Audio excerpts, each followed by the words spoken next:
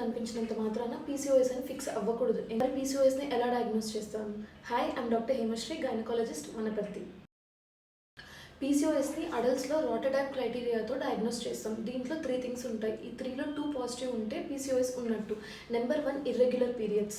Number 2 male hormone levels ఎక్కువ ఉండడం. అది సిమ్టమ్స్లో ఎలా తెలుస్తుంది అంటే excessive hair growth or hair fall or acne ఉండడం.